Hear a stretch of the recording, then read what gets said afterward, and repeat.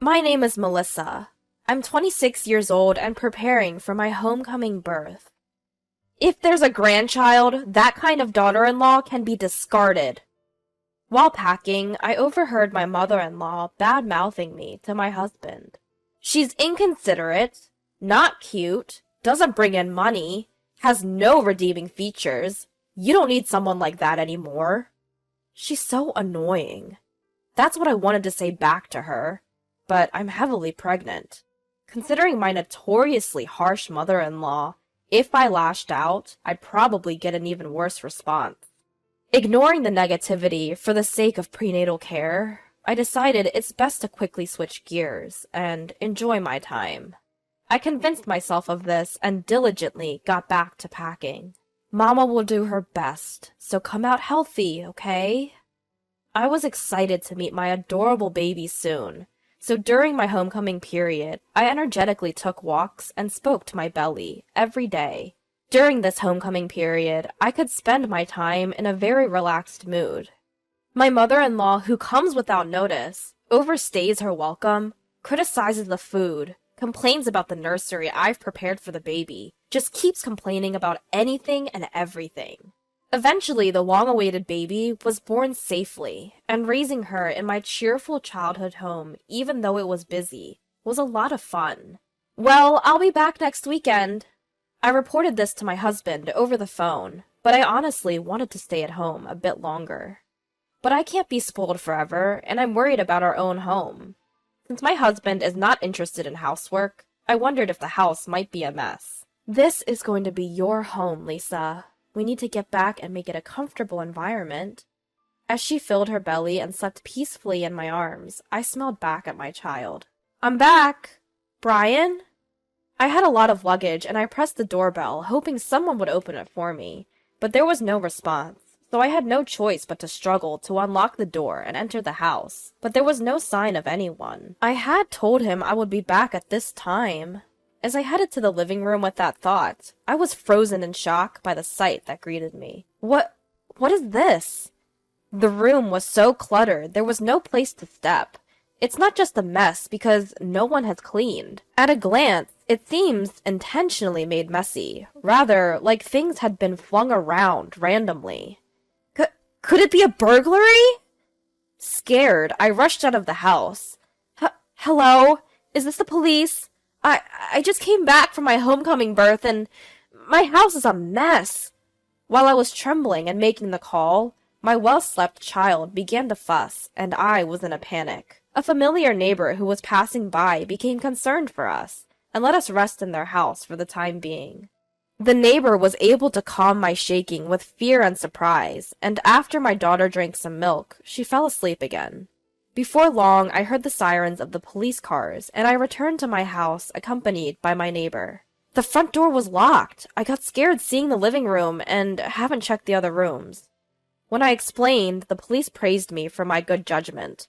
I learned that when a burglary occurs, it's dangerous to encounter the intruder. It's safer to go outside and wait for the police, rather than checking on your own.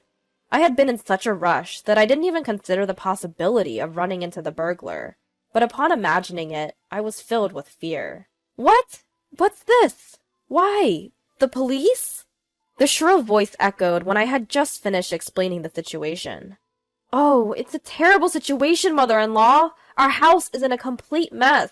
We suspect a burglary, and the police are here to investigate. Before I could finish my sentence, I felt a harsh slap across my cheek, which made my vision sway. Amidst the commotion of the neighbors and police, I instinctively held my stinging cheek, while my mother-in-law, her face flaming red, shouted loudly, "You shameless woman! How dare you do this? A burglary, you say? And to call the police? What were you thinking?" Huh? I was stunned, unable to comprehend the fury of my mother-in-law, coupled with the throbbing pain in my cheek. A neighbor stepped in to mediate, telling her that calling the police is not something to be ashamed of, and that investigating is the police's job. But she wouldn't listen. Really, you're so irresponsible. You might be home for childbirth or whatever, but you left my dear Brian alone and went back to your parents' house. You're nothing more than useless if you're not home doing housework. And what's more, The moment you return, you create a police commotion? You're indeed an outstanding wife.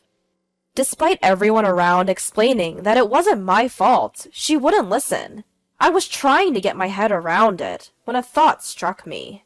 Even though we may have been burgled, you're not concerned about any losses? And besides, it's the first time you're seeing your grandchild, yet you don't seem interested.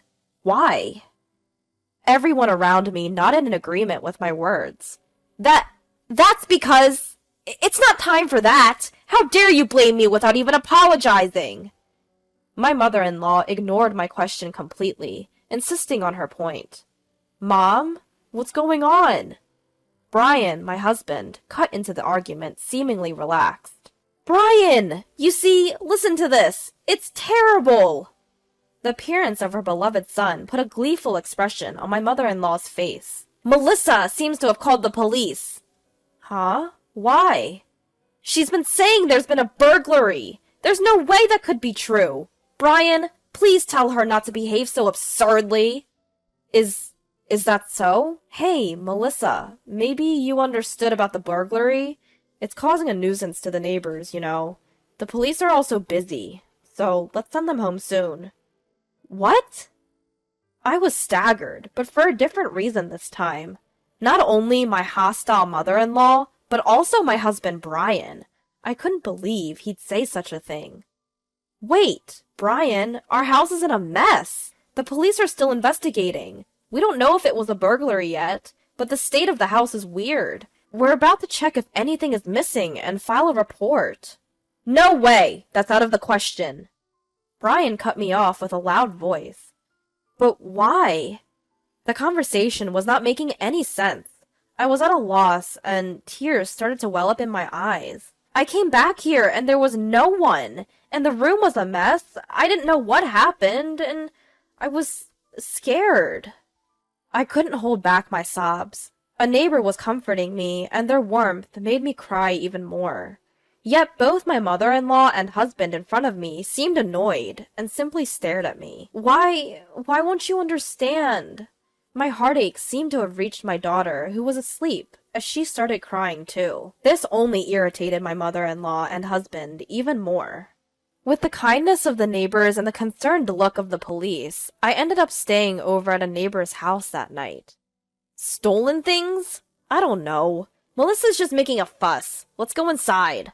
Yeah, Melissa, cool your head off. My mother-in-law and husband seemed not to care about the mess and quickly went inside after the police finished their investigation. I didn't think he was that kind of person.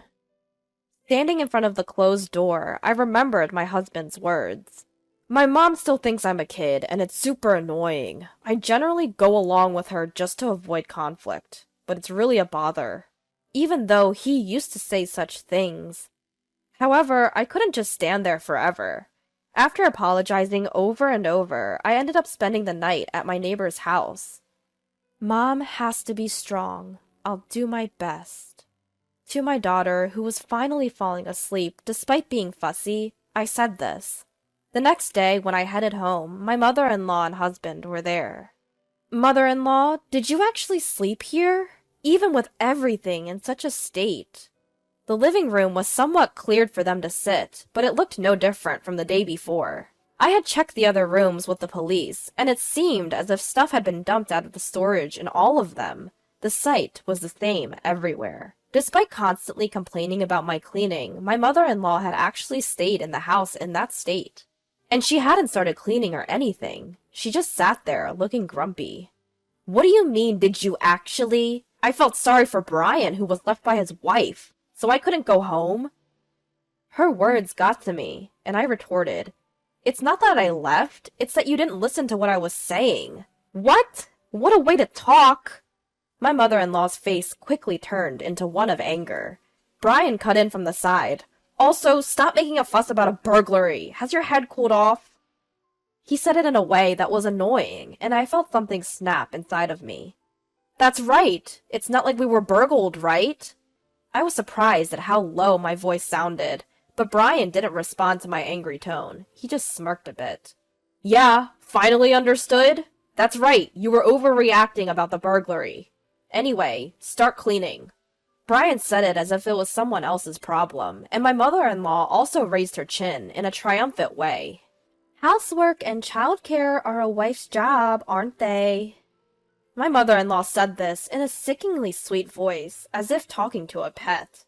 What? I'm not cleaning up. It's your mess, so you should clean it up. I shrugged at the two of them looking down on me. What? Excuse me? As expected, they didn't seem to like my response. You're such a nasty wife. Get moving already. My mother-in-law snapped at me, huffing and puffing. What a pain. My husband grimaced. In front of them, I handed them the divorce papers I had received and filled out first thing in the morning. I want a divorce. Huh? My husband blinked, looking taken aback. That's right. I want a divorce. Right now. At that, my mother-in-law snatched the divorce papers and dramatically moaned, "Oh, poor Brian! How terrible to be treated like this!" as she cradled my husband's head. Just a big baby, aren't you? I had tried to hold my tongue, but my true feelings slipped out. What did you say? Melissa, you? The two of them were so angry they seemed to be on the verge of bursting. Of course, they weren't going to take my word sitting down, but I wasn't going to back down either. Did you not hear me, or can you not understand, big baby Brian? Divorce! Here are the papers. Please sign them right away. I knew it was petty. I knew I shouldn't sink to their level. But at that point, I didn't care. Enough with the jokes! Bow down! Apologize! Angry, they threw me to the ground, pressing me to the floor. Apologize now! Brian's strength made it hard to breathe, and my eyes filled with tears. Then, Melissa! Get your hands off my daughter! My saviors were my parents, who had come running to my aid. Behind them, I saw the friendly officer from the previous day. Coughing and gasping for air, I was relieved, and my strength left me. What are you doing, barging in here like this? Get out, now! My mother-in-law and husband were being restrained by the officer, writhing and struggling. It's no use. You've been caught in the act of assault. With help from my father, I stood up and said with a smile to the two struggling people, Actually, I only asked the officer to come and check on the situation from yesterday. I never imagined you'd assault me. What the hell is going on? My husband growled, but I wasn't scared anymore. We have a baby monitor camera installed in this house for our little Lisa. It's a live stream camera. It couldn't record the person who trashed the room, but... As I said that, both of them visibly relaxed. Huh? So what? It's a live camera, I told you. Right now, the kind neighbor who helped us yesterday is watching over this room. They listened to your conversation yesterday, along with a lot of people at the police station. My parents were watching too. Yes, after my mother-in-law and husband disappeared behind the door yesterday, I started checking the baby monitor camera. The police suspected that this whole break-in thing seemed fishy, perhaps even staged. Not just my mother-in-law, but my husband too might be involved, they said. Unfortunately, they hit the nail on the head. Before I got home, you two messed up the room on purpose, then came back pretending to be surprised, trying to blame me. You were planning to get an apology payment from my parents by saying they couldn't stand a daughter-in-law who would do something so unbelievable. You guys didn't need a daughter-in-law because the baby wasn't a boy. You wanted to kick out an unnecessary daughter-in-law and get a new one, right? What on earth is an affair approved by the mother-in-law? I finished saying everything in one breath, and everyone else in the room was staring at them with cold eyes. It must be some kind of mistake. Huh? No way, I wouldn't cheat. Huh. Melissa? Do you still have more to say? This nonsense. Stop! Mother-in-law, who for a moment forgot her position and started to get angry, was not forgiven by those around her. I also refuse to be told if I'm needed or not, for such an unreasonable reason. I don't need a family that doesn't ask at all about how the baby is doing since I arrived today. It's not normal for a neighbor who's looking after her to be more loving to my daughter. I'm going back to my parents' house. Of course, I'll divorce, and I won't give up custody. As a result, it worked out just as you wanted. No, wait a minute. Police station? I don't want to go. Let go! I don't want to! Both of them made a fuss as they were taken away by the police. After that, my mother-in-law and husband became infamous in the neighborhood. Of course, it's a bad reputation. They tried to improve it by giving me a divorce settlement, but no good rumors spread at all. Well, of course, no matter how loudly they say, "We paid it!" no one would believe it.